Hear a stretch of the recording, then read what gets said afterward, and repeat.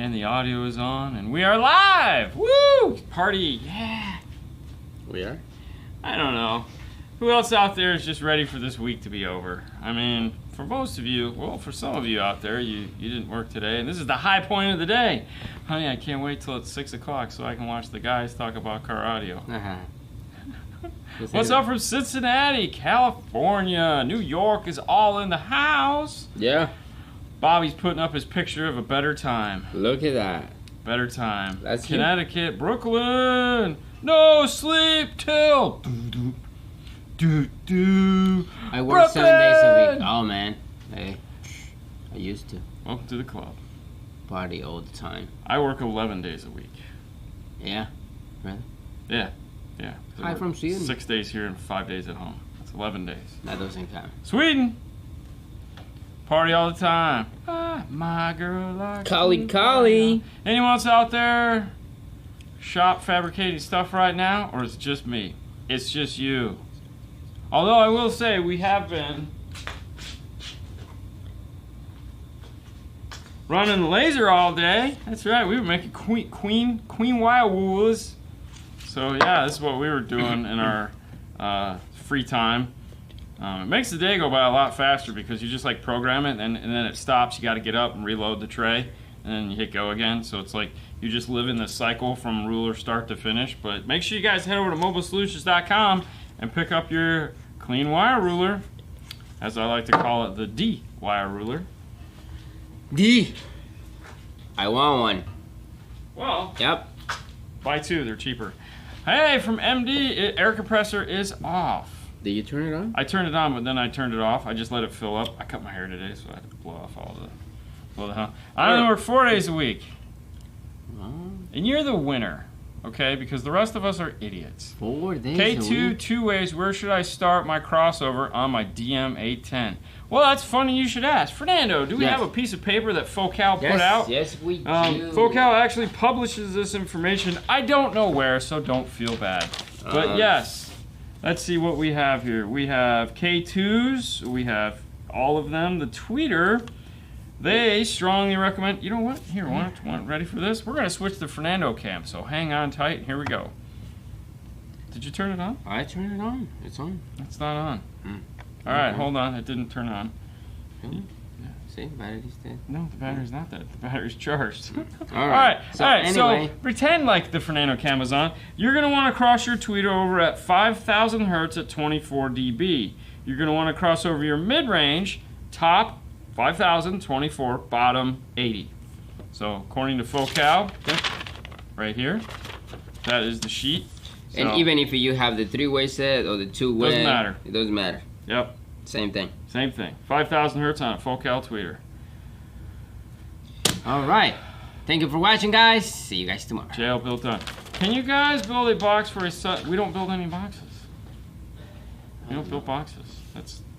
Can you guys build a box for a Sundown SA12? Net audio may build one. I mean, yeah. Go for it, I guess. Hey, Dean, cross over your hair. I need information for oh crap, sorry, that went away. Hold on, let me try this again. I need information for putting a radio in a 2013 F-150 Lariat. Radio controls, XS AC unit. Alright, well, funny you should ask. There are a couple places you can go that have all the information for you. And most of them are going to have instruction manuals on there on how to do everything it is you want to do. Alright, so I'm going to press this right now. pack-audio.com, may or may not, but I'm pretty sure maestro-idatalink.com has their dash kit, and I know metraonline.com has their dash kit. So either one of those two should have the product that you need in order to install a radio in your car. If iData, which I think they make the dash kit for that, with the AST retention, you can just flash the module on your computer, Windows or Mac, and it makes it super easy, especially for steering wheel controls, because you can then do anything you want for said steering wheel controls. So they make it kind of fun, as it were. All right, you got one for me? All right, what fuse size should I use to power a JBL Bass Pro? It's an 80 amp with the A gauge overkill. Why would you? Yeah, I mean that's a little big. That's 60, a lot. 8 gauge is Probably 60. like 60, yeah. I don't know what the fuse is on it. So basically, when you're putting your fuse into it, you want to go about 10 amps over, just because fuses are usually crap and aren't perfect. So if it's got like 50 amps of current draw on it, then you'd go with a 60 amp fuse. If it has a if it has a 30 amp, then you go with a 40 amp. That kind of things like that. Actually, with a 30, I'd probably just go 35 because, you know, that's a... All right. Dean. Yes? Since base is not directional, what is the proper way to measure the distance on the subwoofer? So this is a question... Okay, I'm assuming you're talking about for like getting your measurement for time alignment. All right, and this is one of those questions that we posed to Jeff Smith, and it's not necessarily base is non-directional. This isn't a living room where you have a huge big cavity where base isn't going to be affected by where you put it in the car. It's 100% affected by where you put it in the car. But what you're trying to go to is from wherever you're sitting here to where the cone meets the voice coil. Okay, so that's whether it's firing back, firing forward, it doesn't matter. That's where you're going to, is that spot that's right here, dust cap as it were, is the distance you're trying to find. There again, it is the harder thing to get, and that is why once you get it set up, you can play like a polarity track and see where it's popping. The thing with time aligning a subwoofer is it's only going to work when you have it at the volume you're setting it for when you're initially doing the tune. If you turn the volume up, it's going to become overpowering, and it may move back, it may move forward. So you have to pick that sweet spot and leave it there for that particular application. So when you're tuning it, your volume control is going to affect when it moves because of the volume you're playing at with the blending of the systems. Because keep in mind, like in your home, it's just bass. It just comes out of nowhere. But yeah. All right. Good point. FS on my Twitter is 1100 hertz. Will 2200 hertz at 24 dB is safe? Say what? I wasn't listening. I'm sorry. I was reading this other question real quick. Do Focal's invert tweeters mess with polarity pop? Have any hard time? No, they don't. No, they would not mess with it because it's just movement. Air is coming up or air is coming down, whether it's a dome like this or a dome like this. Doesn't matter. If you're up in the corner of the dash and you're having a hard time with it, try putting a shirt or something to dampen the reflection off of the windshield, and then try again. But no, the inverted dome does not affect it. Okay, sorry, go ahead. All right, so the FS on the Twitter is 1100. Okay. With the 2200 at 24 dB, it's a safe crossover point? That is going to be your first crossover point. That's a simple doubling. Now, that is not to say that is the best crossover point. That would just be the lowest you'd probably want to run that tweeter at. Depending on what type of mid-range you have and where it's located in the car, you may find that you might want to go up a little higher. But yes, in all things created equal, 2200, might even go up to 2400 would be an okay crossover point for you. All right, what are your thoughts on the Diomore? Wait, say one other thing, sorry. If you're going to be playing hip-hop and stuff with a lot of bass, then no, I would definitely go 3 times or 4 times on the tweeter. But yeah, okay, go ahead. So the Diomore amplifiers, what do you think? I haven't seen one yet. I mean, the new affordable ones that he has, he just came out with this 1000 that he's finally shipping. But the Class D amplifiers. Yeah, we haven't had a chance to play with those yet. I mean, I don't know. I'll let you know when we get one. What is the pros and cons between the Tweak 80A and the DSR-1, trying to decide which one to go with? So, Tweak 88 has 8 in and 8 out. The DSR-1 has 4 in and 8 out. So if your inputs matter, then the Tweak is going to win for sure. If your inputs don't matter, then it's not going to matter at that point. The DSR-1 has an auxiliary and a digital input, switchable between the auxiliary and something else. So that means if you have a factory stereo and or you're using it for something where it's not, let's say, high level, you can switch to an auxiliary input if you want to get a cleaner, better sound. So it does have that the Tweak does not. As far as the equalization goes, the Tweak has an 8-band 10-band parametric EQ, whereas the DSR1 is a 30-band parametric EQ, so you can use it as either parametric and or graphic, depending on how advanced you are. Really, I think at the end of the day, it might just be the sound quality difference between the two. The tweak, though they're both very tiny, it would be tough to say who actually is using the better components and which one is going to sound better, as in the actual audio components inside of them. I feel you can still do the same thing with both. As far as ease of use, definitely the DSR1 is going to win out because they just have pictures. You pick the system you're going to do and you hit go. With the tweak, you have to go in and route the sound and do all this other fun stuff. But they do have a cool bass knob, but they're again with the DSR1. It has a bass knob, and what's neat about the DSR1 bass knob is you can choose what you want it to be. Master volume, which you can with the tweak, subwoofer level, and or what makes it the third option, which is punch bass. Now punch bass, using that as the volume control, if your subwoofer amplifier has a volume knob, you can actually have two knobs, one for master volume on the subwoofer and one to turn up and down your punch bass. So I mean, they're both cool in their own regards. If any of that stuff answered or helped you out make a decision, wonderful. If not, I'm sorry. All right, it is underpowered in subwoofer bad? No. All right, this is one of the questions we had Shane when he worked at Scar Audio on, and one of the #1 questions they got is what happens, you know, I'm going to blow my sub if I underpower it. Let's put this in perspective. If you have a 2,000 watt subwoofer and you put a 1,000 watt amplifier in it, and let's say you did a gain overlap of, let's say, 20 dB. Yeah, chances are good your subwoofer's not going to like you, but it's not because you're giving it 1,000 watts, it's because you're giving it 20 dBs of overlap, which is plus 20 dBs of a lot of distortion going into that woofer. If a subwoofer was going to blow from not having enough power, it would blow as soon as you hooked it up. Because my guess is you're not running it with the volume turned all the way up all the time, are you? No. You get in the car, you play it kind of mildly, loud, halfway, okay? Technically, you're underpowering the woofer at this point, right? Because you're not giving it 1,000 watts or 2,000 watts, you're just giving it, let's say your amplifier is putting out 100 watts. That's not going to blow the woofer, right? No, it's not. What blows a woofer in that scenario is that distortion that you're asking that amplifier to be louder than it can, and that woofer going, oh my God, what am I going to do with all this heat that you're throwing at me? It's not shade, you're throwing heat. You're throwing stone cold DC wattage that's just, I can't take it. That's how you blow a subwoofer. There's no other way to do it. Nothing. So power, the lack of power in this scenario is not what's doing it. It's your setting up of the gain structure in the amplifier. Because I could take a 2,000 watt woofer on it and I can put 50 watts on it and it's going to make sound and it's going to play all day and it's never going to blow. Okay.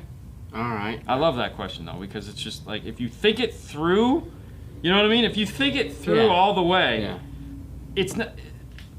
You play, like if I play my stereo at a whisper, my speakers aren't going to blow. Oh, no. So why would it blow? Yeah. No, it's just...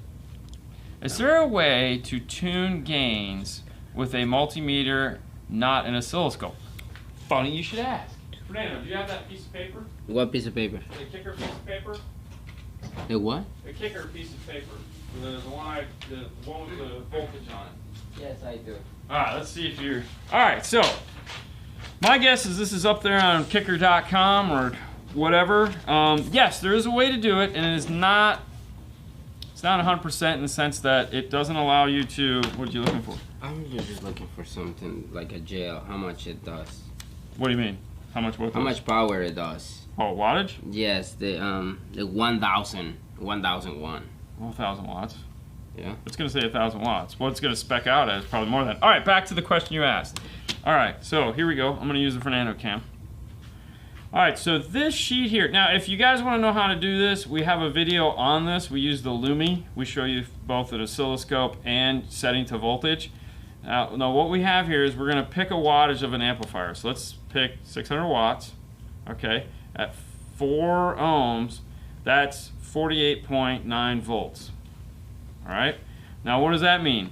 That means that if I play a -5 dB track, 40 hertz, -5 dB, and I don't have anything else playing in the car, nothing's hooked up, and I put my voltmeter, AC not DC, AC, sound is AC, and I put it onto the amplifier, and I turn it up. If my amplifier is a true 600 watts, and I'm going to be putting a 4 ohm load on it, I should be able to turn my gain up until it says 48.99 volts, or somewhere close to that. And that will be 600 watts at 4 ohms at the battery voltage that your car typically has. So yes, you can do that. You've been able to do that all along. There's a mathematical equation for it and all that. And of course, at some point we'll be doing a Monday where we talk about it. But if we do already have an existing video, just search for Lumi. We walk you through all that.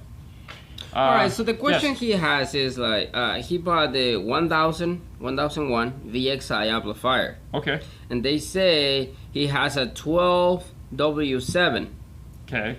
So they told him he's only gonna get 650 watts. Okay. So he's like, should I buy another amplifier or should I buy a different sub? I'm just trying to figure it out here. Well, what ohm sub does he have? This is a 3 ohm sub. Okay, so Yeah. at 3 ohms, what does that amplifier put out? Probably 600 watts. Because if he has a 3 ohm sub, he's not going to get the 2 ohm rating. He's only going to get the 4 ohm rating. He's only, so they rate their amplifiers 1 ohm, 2 ohm, 4 ohm. You have a 3 ohm sub, so you're not going to get as much, you're going to get more than a 4 ohm sub, but less than a 2 ohm sub. Okay. You see what I'm saying? Because it's 3 ohm. So with a sub amp, that kind of sucks because you want to be able to get that lower ohm load. With a door speaker, a 3 ohm door speaker is fabulous because you get a little bit more power out of it. Virtue 603, like a nice 100 watts per channel, get a quality amp capable of such. Virtue 603's best bang for the buck, pick up the Morel 4 channel, bridge it to the set, and you'll be happy as can be. Or get the 5 channel and run your subwoofer if you have a small sub in the back that you're trying to power off of the sub channel. But yeah, buy the Morel 4 channel. It's a Class AB amplifier. It's You'll be happy. All right. So back to the JL. Yes. So. Yep, we know. This one, the JL does 3 ohm. Okay. And they give you 3 ohm watts. It's 800 watts. So 800 watts is fine. For that woofer. For that woofer, it takes from 400. Danger zone is 1,000. The danger zone is 1,000, so you don't need 1,000 watts. Okay. Yeah. Sorry. So optimum on the JL woofer is 750 watts. This is right on their website, by the way. Yes. So 750 watts is optimal power output. So, Rafael, checa el website de JL y te vas a dar cuenta ahí que en realidad más o menos te van a dar 600, 650 está perfecto. Te da 800 con el amplificador que tú tienes. So, all right. I just want to get out of my system. No, hold on. So 2017 Silverado Crew Cab. What subs would you recommend with limited space? I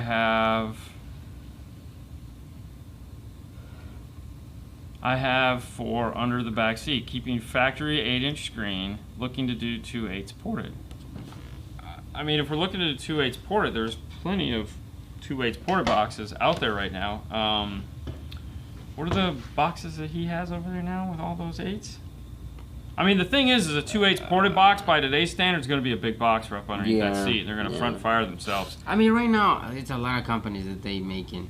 I mean, MTI, Traffic Jams. So MTI Acoustics, Traffic Jams out of Atlanta. Bobby Gailey. I mean, yeah, Gailey box. There's a 2/8 is that's an easy one for sure. All right, okay, where I was gonna go with that is it's 2017. I would check to see if the Amp Pro would work for that. So I would head over to pack-audio.com and see if the Amp Pro will work on your car. It's an 8-inch screen, so it's the right size screen. It doesn't matter whether it's Bose or non-Bose. If the Amp Pro is, then buy that and you'll be way happier as far as sub goes. Did you answer him? I have not looked at any of that. Alright, Ty MF, thank you for the 5, man. I get noise when I give USB power to components in the signal change, even grounding a USB jack with the amplifier loop. Particular RCA, should I use a THX? Well, a better RCA. Okay, when I give a USB power to component. Okay, so if the question is the USB charger that you have in your car is giving you noise when you're doing your audio, like Bluetooth or whatnot, yes, they do that. Most Bluetooth chargers suck. That's why you use the USB on the back of the radio, not a USB charger, because then it's all in the same loop. So I would be curious to see if that's what you mean. If that's what's happening, don't use the charger. Either get a radio with a USB output or don't get a battery pack.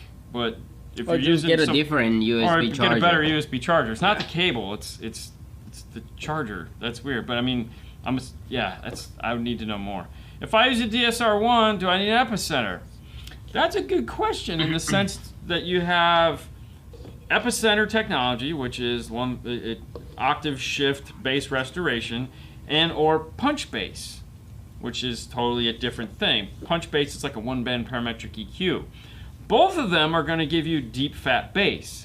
The difference is with the Epicenter, like for example, I would be happy with just either or. All right, so let's just answer that question. Either or would be pretty cool. However, I listen to a lot of 70s, 80s, 90s rock music where I feel the Epicenter is going to perform better than just punch bass.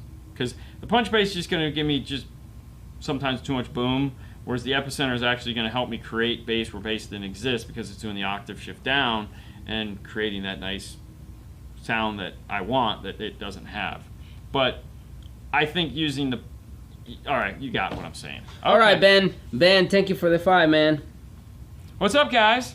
That's what he said. Thank you. All right, let me see. Why do we still use RCAs? What happened to optics?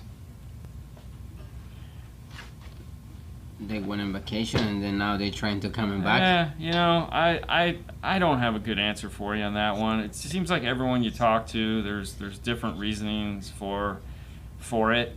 Sometimes it has to do with the length of the optical cable. Really what it comes... Okay, you want to know the God's honest truth and why we're not using optical cables? You know why we're not using optical cables? Why? Money. Comes down to money. What do you mean money? Because we're not using optical cables because for one, it would cost more money to make the product. All right? Right. Sounds silly because I can go buy a TV with an optical out on it for $250. But to put that in a small box and put it in your dash, right, you guys aren't willing to pay for it. All right? Because the amount of money that they're going to have to put in to do it, which is dumb because it's like there's a digital analog converter in there. Okay? It's all... But you guys don't see it as a good enough benefit for you to spend more money on the radio, therefore they've taken them out. Okay. So it's 100% you guys. It has nothing to do with us. Because we tell them every time we talk to these manufacturers, optical, digital, tosh. Okay? And they say the same thing. Are people going to buy it? We've had it before and no one bought it. So if you want to be mad at somebody and question why we don't have it, it's you. Because we wanted it this whole time, and it's been there, and no. Yeah. The other thing, too, all seriousness aside, the other thing, too, is that when they did have it as a feature, there was nothing to attach it to. Well, so and I think they come out with that particular feature before the whole thing. Now we need it. Right. Because now we use it. All right. Better yet, screw all the cables. Wi-Fi audio, guys. Just give me Wi-Fi audio. Wi-Fi? Give me Wi-Fi audio. I mean, seriously. No. It's phenomenal. I don't. Really? What do I need cables for? Just, dude, the pipe on Wi-Fi bandwidth, gigantic. It's as big as you want it. No. No. Somebody's gonna. No. Everyone needs to be DA. There are way too. Yes, it's cost. It's just 100% cost down to cost. Yep. Yeah. The copper SP diff would be nice too. There's so many things they could do. No Wi-Fi. No Wi-Fi. We need CDs. 25. Yeah, coming in with yes. it. All right. Bringing So us all say, back down to earth. What do you prefer? Chocolate? Ooh. Oh, is this 25 percent? Yes. Chocolate, Right there. Chocolate mini donuts or powdered? Dude, listen, I wouldn't wipe my ass with a powdered donut. I hate powdered donuts. Really? You love them. I love them. I cannot stand a powdered donut. Ugh. Oh, dude. Everything about it just. Ugh. It was like a cocaine. Woo, baby! I know, dude. I've sat there and watched me a whole bag of those, and you just got white shit all over your face. And I'm like, no, Exactly. I don't honestly don't even like chocolate. I mean, I eat chocolate. It doesn't mean like I would not eat the mini donuts. It's fine, Kreme, glazed donut, man. Krispy Kreme. Krispy Kreme glazed donut, but to me, best donut there is. Unless you're offering more Krispy Kreme, in which case then I want the raspberry, and I want the Bavarian, and I want the cream filled, and I want the lemon cream filled. I'm just a Krispy Kreme guy. I like all that stuff. So those to me are like, Audison has Wi-Fi, I think. I think they do too. Yes. I like the tour of Audio Control Factory video. Oh, you know, it's funny. We've been talking about that a lot lately. I think I mentioned it on another show. Sugar donuts. And so, okay, since we're talking about donuts, let me just do the donut thing. When I was young and broke, okay, what we do because we didn't have money for real donuts, what we do is we take our white bread. Okay, we take white bread. Follow me on this. Take white bread. We take a big cup, as big as the piece of bread that we could. Okay. And we cut out. Yeah. Okay, and then we take a little shot glass, and we cut a hole in the center, so we have a round donut. Yeah. And then we put sugar. Okay, regular crystal sugar, not powdered sugar, because like we weren't that. And usually just like tear the bag, put it on the plate, and we go like this, and then we take the donut hole and do the same thing. Yeah. And then we'd probably do it with the crust. We'd clean the plate with the crust, just because at that point, who cares? No shame in the game. But that would be the donut. That would be our Dude, that was our donut. This is the best donut. Oh, it's the best donut. Hey, you gotta go with. You have to work with what you have. That was what we had. That's it. Krispy Kreme like cocaine, man. So addictive. Oh my God, I know. Like we'll get Krispy Kreme when we go over to Disney. We'll get Krispy Kreme if we're staying in a hotel, buy one, and we'll get them for breakfast. They ain't making it to breakfast. Yeah. They are not making it to breakfast. Okay. Any recommendations? Thank you for the 5, by the way, El Fuego. Recommendation for a loaded subwoofer box. I have a 600 watts and an SUV with no space. So downfiring is becoming like all the rage right now. Like everyone is like downfire, shallow, and what about the Kenwoods?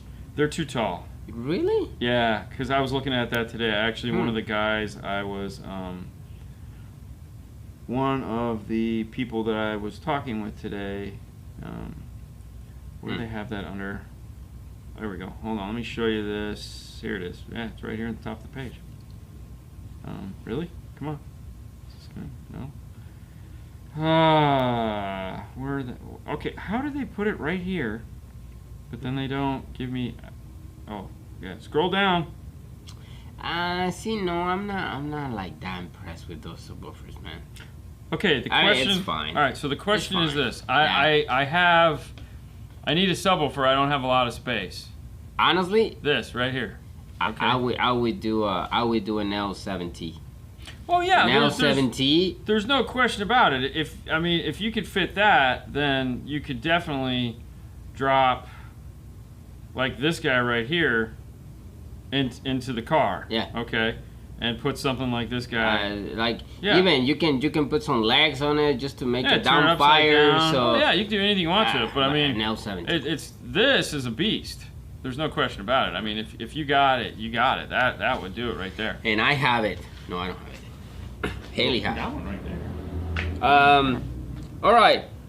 Yes. Gilbert, thank you for the $9.99 brand. Dean. Yes. Vertu 603s. Power. With 100. I got it. We Okay. did that one. All Fast right, cool. forward up a little bit. All right. Thank you for the $9.99, man. Sundown shallow mounts. You got to keep it. Okay, so the only thing you got to watch for on the shallow mount woofer, when you're trying to buy a shallow mount woofer, what you have to look at. Let me go back to this and I'll show you what I'm talking about.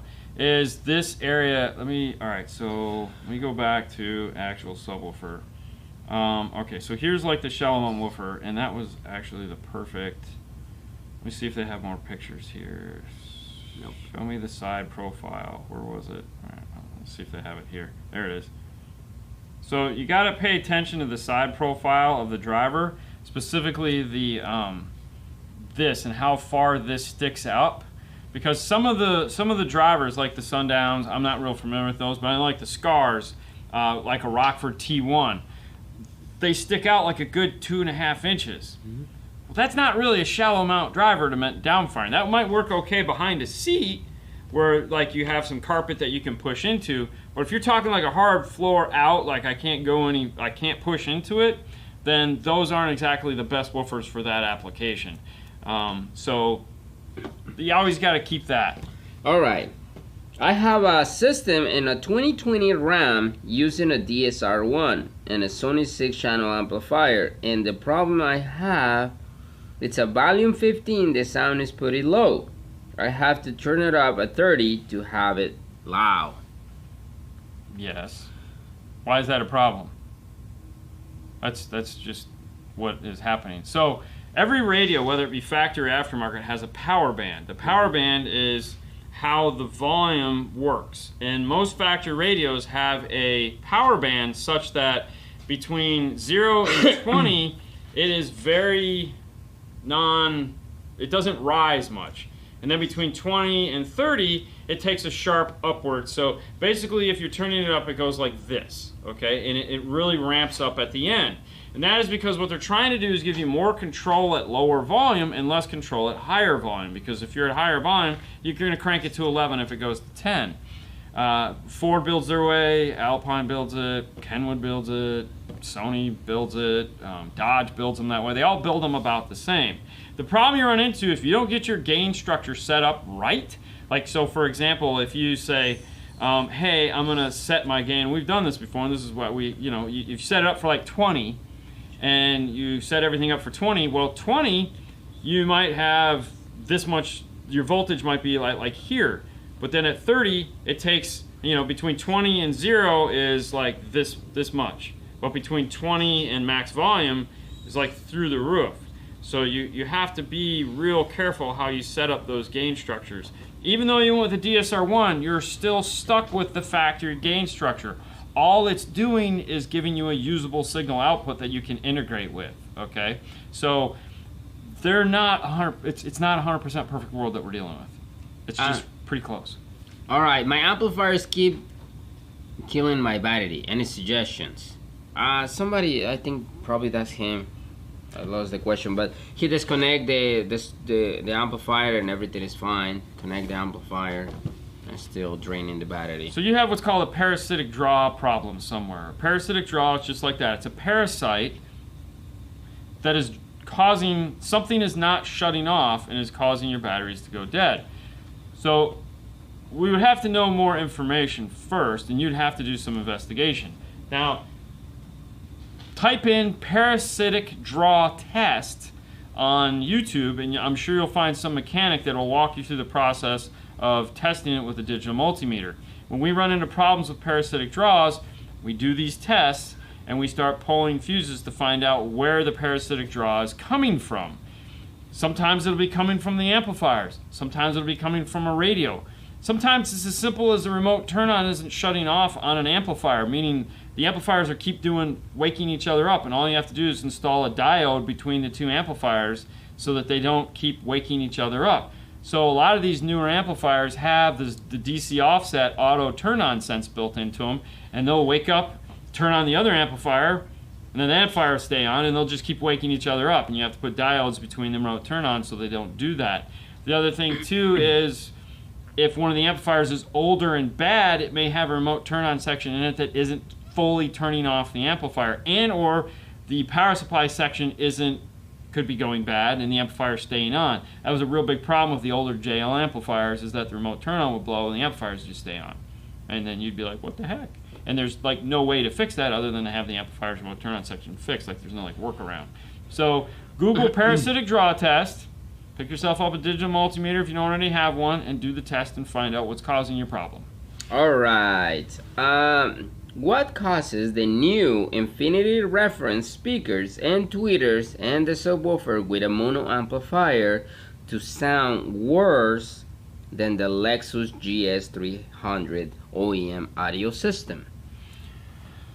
Okay, so let's just take the brand out of the equation and we'll look at the Lexus OEM factory system, and why when I take and buy a high-end set of aftermarket speakers and put it into the factory system does it not sound as good. It's actually not that big of it's not that hard of a question to ask, and it's look at it like this. When they designed that OE system, those speakers, those amplifiers, and that radio, it was all EQ'd to do what it's doing, and it sounded pretty damn good. You just took and put a random speaker in there, well, that broke their chain. It's the wrong ohm load, it's the wrong frequency response, it's the wrong sensitivity. Everything about that speaker, no matter how good it is that you put in there, is 100% wrong for that factory system. It doesn't matter, it's not gonna like it. One of the things that we have to battle with as a retail side of things is someone that rolls in with a premium car that has a premium sound system in it like that. And it's like, okay, I want to make this sound better. Okay, well, you already have a premium sound system, so you're already here, which means we have to go way the hell up here. So in these cars that are, let's say, 10 years old, 8 years old, sometimes 15 years old, they still had a premium sound system, and we still have to be better than that premium sound. So, like, that was a $5,000 to $8,000 premium sound system. It might have been a $3,000. You get my point, though. It wasn't just like buying a base model radio. It was so you have to be prepared to spend more than that. So even at aftermarket, you got to spend $5,000 to $8,000 to get that sound to be better, because you have to remember it's EQ'd, it's processed. Toyota and Lexus have been doing this stuff for years, guys, and they hire some of the best guys to do it. You know, those lexicon systems are next level things. Okay, that's like some, that's no joke. Okay, some of these systems are no joke, and if you're not getting around them, or if you're not re-EQing them, you're just wasting your time. We run in this to a lot with the SC430s. You know, we did the video on the SC430, and so naturally we get people that come in and want to upgrade the SC430. It's like, whoa, slow it down. Like, that car sounds fabulous from the factory. The problem you run into is the speakers all dry rot. So you want to replace the speakers, and you want to make sense. Well, the stereo sucks. I need a backup camera. I need all this. All right, well, now we're getting into a whole nother world. Like, it's never going to sound like it did from the factory unless you do a huge $10,000 upgrade to it. And we know this because we've played with enough of them. Yeah. And we have to overcome that premium audio. That car sounded amazing. Okay? It's going to suck as soon as you take something out of it. We've run into this a lot. So that's what happens. Regardless of what aftermarket equipment you buy, if you don't get the core system figured out and then update or upgrade, it's not going to matter. Sorry. Right. It doesn't matter if you buy better speakers, better amplifier. Dude, you can put K2s in that car. It's still going to sound like No, it doesn't matter. No, not at all. Thank you, Flying 99, for the 10, man. What wire would you use when making your own coaxial RCA RJ6? Either that or microphone wire. A lot of guys use microphone wire. You know, you can get that pretty reasonable. All right, nice Dean. Twisted. Yes. I have a 2021 CRV. It has tweeter mounts all in the 4 doors, 6.5 speakers also. With 2 sets of KS series component speakers, sound good with the kicker key 204? Yeah, I don't see why not. The Honda CRV doesn't come with a premium sound system? It might. That would be the thing you'd have to ask. Because all right, so the one thing about so let's if it's a base model car, meaning it doesn't have the factory amplifier in it at all, then doing what you just asked would make sense. Like you could, I have tape on my fingers I can't get off. Of course. Then yes, you could add a kicker key to it and it would sound wonderful. Personally, I would just do the front stage and not worry about the rears, because but whatever. If it has the premium amplified system, the kicker key is not for you. The kicker key isn't going to do anything that the car doesn't already have. If it has the premium audio system, it's a 2021, you're going to go after the amplifier. All the stuff that the kicker key is going to do for you is pretty much already done. Just get a bigger 4-channel amplifier, put some real power to those. You're going to want an 8-channel amplifier because you're going to need some real power to those, and go from there. That would be. I would look at something like an Odyssey Forza personally at that point. All right, Ford Raptor or Toyota Tacoma, which has better booms, like door depths, staging? Well, if you go with the subwoofer area. Tacoma, I thought it was the Tundra. Which one's the big one? The big one is the Tundra. So Tacoma or Tacoma? Raptor? That's the small one. So that'd be Tacoma is the small one. That'd yes. be like a Ranger. Yeah, but like keep in mind, the Tacoma has the two ways, same as the Right, but you F-150. can't. But what I'm saying is you can't compare the size of the truck to the size of the truck. Yes. Tacoma is Yeah, a foot this is narrower, smaller. Yes. and that anything you put into it's going to be more compressed, and you don't have the big area that you have in an F-150 Yes. or a Tundra. Yeah. So you're going to get a different sound. So if you're talking about a Tacoma or an F-150, Yeah. an F-150. Because the F-150 is going to sound, it's a bigger sound stage. So there's more room. You know, you can do more with it. The speaker isn't right here. The speaker's out here. Subs are over there. You know, Okay. I'm going to get a nice fuller sound. That's not to say we can't make a... Well, I just think we like can make the car depends. sound good. Exactly. But what I'm saying is that if you're asking me which one I'm buying to create a better sound stage, Really? I'm either going to get the Tundra, because I can get the JBL locations and do a three-way set with no modification whatsoever, Right, which yeah. we know sounds awesome. Or I'm going to go with the F-150. If I'm going to go small truck, then I'm not comparing a small truck to a big truck. I'm not going to. It's not a fair comparison. It's not. It's Yeah. not fair to the truck. It's not fair to the little truck. Yeah, I You mean know. you're gonna get different. It's just different sound. It's just different sound. Yes. you know, different- It's just because the truck is bigger. Yeah. Okay. The Tundra has pretty shallow door panels too. Yes, it does. I installed the PAC Amp Pro on an F-150 with a JL audio. I'm listening to music that might benefit from the audio control Epicenter. Can I put it between my PAC and my amp on the sub channel? Exactly. Yes, you can. All you would have to do is unplug the RCA from the subsection out of the. So yeah. Throw it. Yeah, there you go. Perfect. Yeah. Anyways, all you'd have to do is you have the Amp Pro plugs in the 900.5. That's actually a full range signal out of the Amp Pro, even though it says sub, it's full range. There's no actual crossover on it whatsoever. So, which is perfect for a Epicenter. So unplug it from the amp, plug it into the Epicenter, out of the Epicenter into the other amp. Done. That's all you gotta do. Mount the bass knob. Call it a day. All right. All right. I just installed an PAC Amp Pro in an F-150. We just answered that. Okay. That's okay. On a 2007 Honda CR-V, do you guys tell customers ahead of time that the AC panel on the top might break? I remember watching install diaries and it looked like it took forever. Yes, actually, most of the time we get some of these older cars in, usually they're already broke, but that is definitely one of those that is going to break. Anytime, but we usually have to call the customer because Paul forgets, because he doesn't pay attention to any of that kind of thing. So Honda CR-Vs, Toyota pickup, Nissan pickups, whatever the Nissan pickups. Those are all things that are, yeah, it sucks.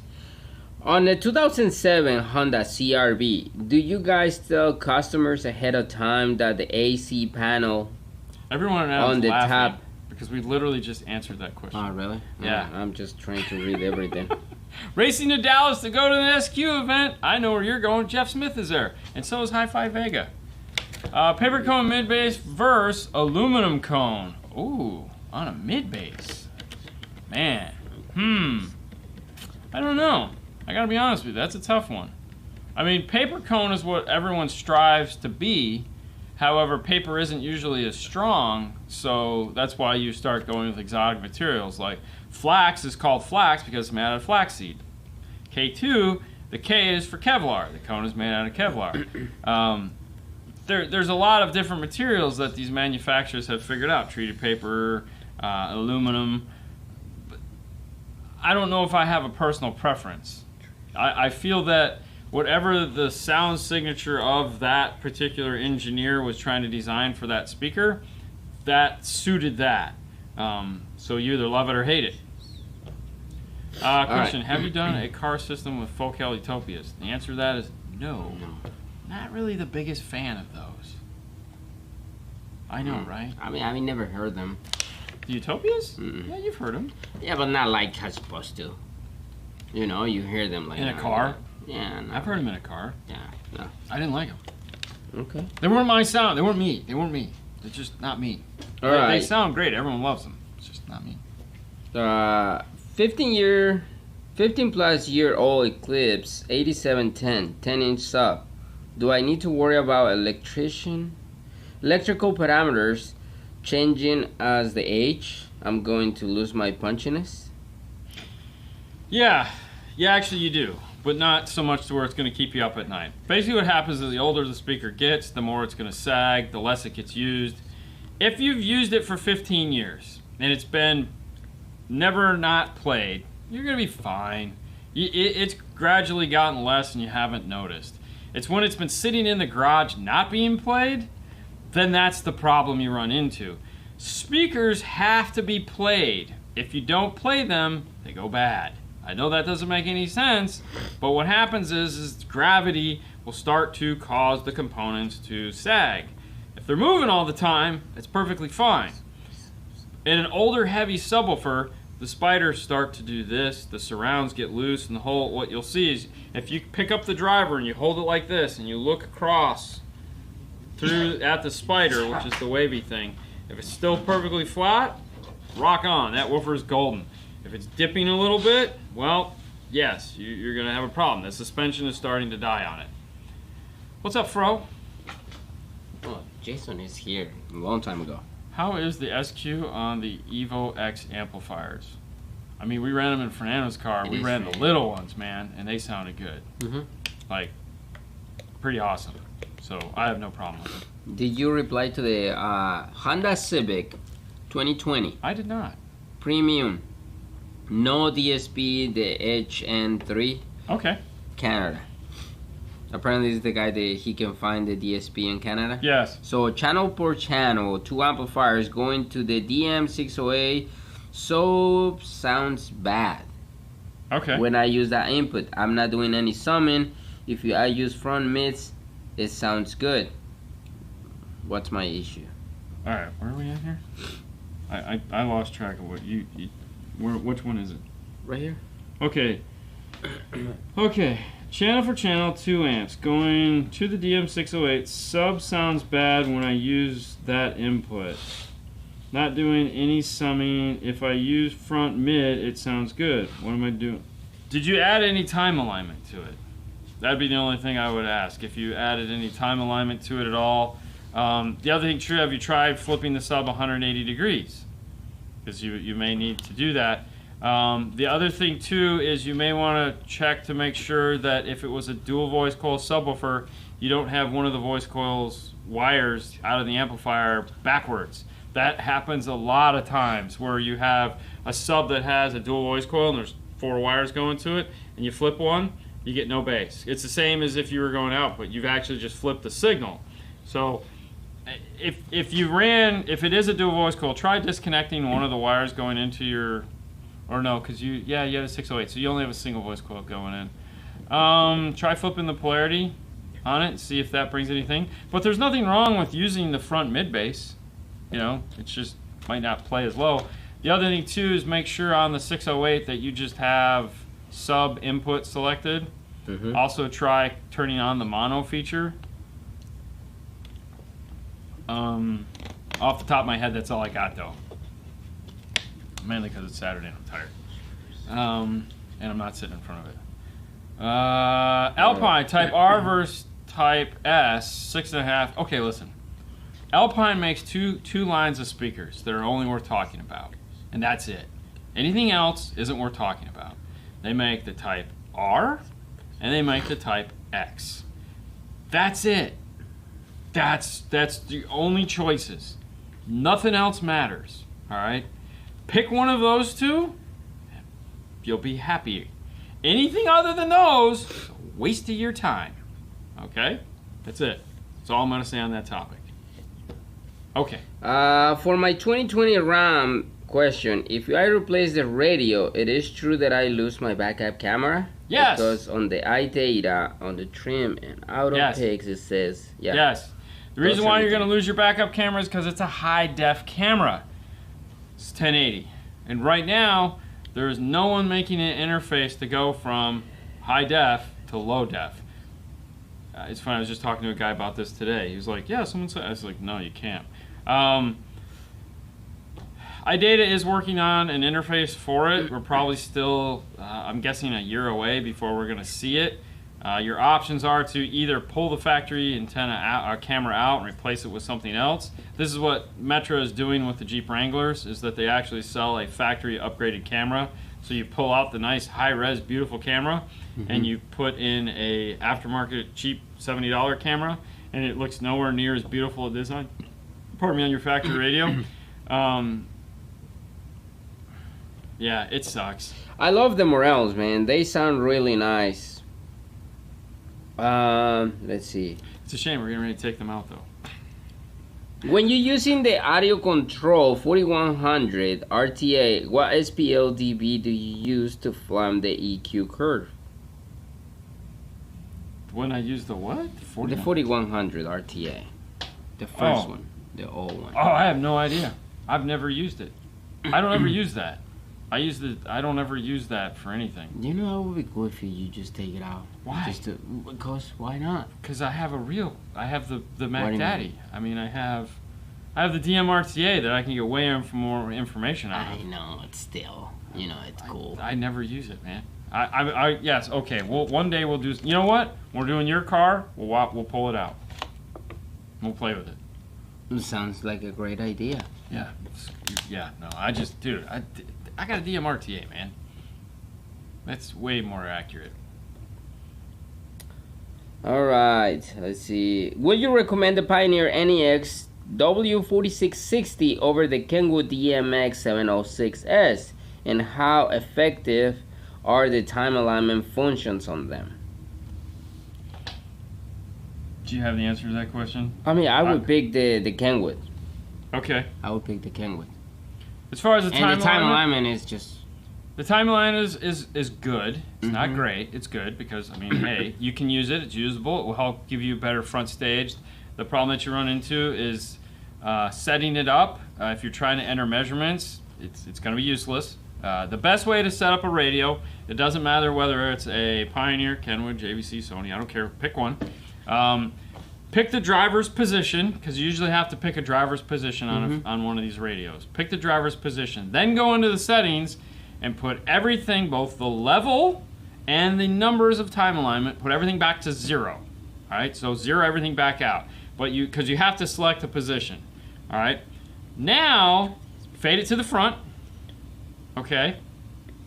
Go to iTunes or wherever you do and get the Sheffield Labs My Disc Polarity Pop Track. If you can't find it there, well, we also give you access to it on this place, which is DNF Tool Drawer. If you go to DNF Tool Drawer and you scroll down to Meters and Probes, and you scroll to the bottom, right here it says Polarity Pulses. Download this track. All right. What's going to happen is that track is going to go pop, pop, pop, pop. You've heard it a million times in our videos. All right. It's going to sound like the sound is coming from this corner of the car. Depending on which radio manufacturer it is, you're going to start with the passenger, and you're going to start to add distance to the passenger side. Normally you'd add distance to the driver's side, but these are Japanese radios, so they drive on the other side of the car, and they haven't figured out that it's not how we roll here. What should happen is you're going to start to hear the sound move across the front of the car, and when it gets to where you think the center image for you is, stop. Fade it to the rear, or put it back in the center, and just add like a couple milliseconds to the rear. Both the same. It doesn't. You don't have to get real technical there. Just add so they match. You're done. You can do the same thing with the subwoofer. Use that pop, and you'll hear the sub start in the trunk. And as you increase the distance, it will start to move slowly towards the front of the vehicle. Start with the dash because it's truly magical, and you'll be like, "Oh, that's crazy." Yeah. Thank you, Wesley, for the 5, man. All right. 2016 Nissan Frontier. Looking at the Morel hybrids 3 ways. How do you feel with the mid-range in the factory tweeter location with... Go up on the A-pillar with the tweeter? Yep. Yeah. No, that's cool. Okay. Would the windshield reflection be determinant to the sound? Detriment is the word you're looking for. Detriment. Listen, man, it's car audio. you're gonna. Yes. Is it gonna be a detriment? Is it gonna cause reflections? Of course it is. There's no way to not have it do it. Is it gonna be the end of the world?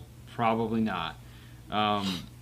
You're gonna be fine. There's always some reflection. There's always some phase or there's always something in car audio. Okay. There's no way for there not to be. We're asking these speakers to go in the worst environments possible. Is that a reason to not do it? Definitely not. Like, we put speakers up in the corners of the dash all the time, and they sound wonderful, and it stages great. If you're going to be competing in Iasca, it's going to suck. It's not for you. Build some corner pods, aim right at your face, do all that nonsense. But no, for majority of the people that are asking these questions and are going to be doing this, it's going to sound perfectly fine. Thank you, Ben. Thank you for the 5. Gotta go. All right, hold on a minute. Show. Let me look at this one. Real question: do you think car audio is dying out? All right, so let's look at that and be all seriousness. Let's take that 100% serious. Do I think it's dying out?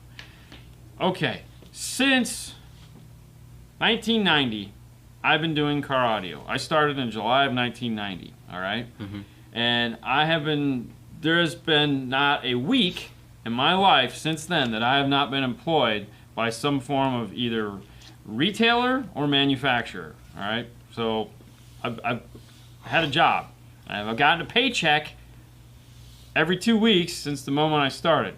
Now, the future is never guaranteed, meaning if you used to work at Ritz Camera, there ain't a Ritz Camera anywhere anymore. However, these last couple years have shown me one thing. Okay. Since February of last year, 2020, this is the busiest we've ever been. Yeah. Okay? Insane amount of busy. Okay? Like, insane. Like, we're both to the point of we're like, dude, I need to break something fierce. Because it has been non-stop. 6 days a week, build after build after build after build. And I'm not talking about just a generic, no, we're talking, these guys are dropping some serious cash. All my friends and his friends that are in car audio, it's the same thing. So, is car audio dying? No. Is it changing? Yes. Do the car manufacturers want to constantly get in our way? 100%. All right? But as long as you as a consumer get into a vehicle that you own, you're going to want it to be the best it can be, whether it's wheels and tires, whether it's performance, or whether it's audio. We are not a group of individuals that will settle for mediocrity or okay if our situation allows us to change it, okay? Now, if you don't have money, it's a different situation, but if you do, you're going to make it better. Yeah. Okay? I mean, it doesn't matter. You still want that piece. It's correct. You don't have the money to buy it, and right now, you just want it. Now, are the car manufacturers making it difficult for us? 100%. Every year they come out with some dumb stuff and makes it hard. And the topic we're going to talk about on Monday is going to exemplify that. However, no, as long as there's somebody out there that wants a good quality sound system. Now, like I said, it's changing. Are head units all the rage? No. But there again, you have companies like iData that are interfacing with the cars. And like my car, brand new, 2020 Mustang, bought it with 15 miles on it. I can literally take that 8-inch factory stereo on it, put any radio, as long as iData compatible, and I keep all my factory buttons, I keep my knobs, I keep my presets, I keep all that stuff doing what I want, putting an aftermarket radio in. No, it doesn't matter. Do I need to do it? No, but I can. No, but you can integrate into any car. Some aspect in some form of Hey, keep in mind too. Let's say it gets to the point where we can't put a new radio in it. All right, for whatever reason. Well, dude, we can stream high-res audio in several different formats, like we were talking about earlier, Wi-Fi. Dude, I can literally put a system in my car that streams Wi-Fi, put a speaker under the dash that does all my Bluetooth navigation, all that crap. Okay, that's what I'm saying. You don't have to. We don't have to change radios. Not at this point of car audio. We don't have to change the radio. I mean, you just have to think outside of the box. You just have to think outside of the box, and you have to come up with different solutions, which is what we've been doing for years. So it's all good. Hey, and with that, we just talked about D&F Tool Drawer. This is a cool place you can go to find all the cool tools that we use. So like if you want to pick yourself up, a new digital multimeter so that you can do that parasitic draw test. well, this is the place to do it. If you want to get a cool t-shirt, you can head over to you can go to teespring.com/5star/store and find the 5-star t-shirts. We got a bunch of them on there for you to choose from. As well as, hey guys, it's Saturday night, so let's be smart, let's be cool, let's do smart things. I don't know. Monday, we're back again. We can answer more questions and have a lot more fun. It's been a great week, guys. Thank you so much for playing with us for the last hour. You guys have a wonderful weekend. We'll see you later. Bye, guys. Thank you, Wesley, for the 10.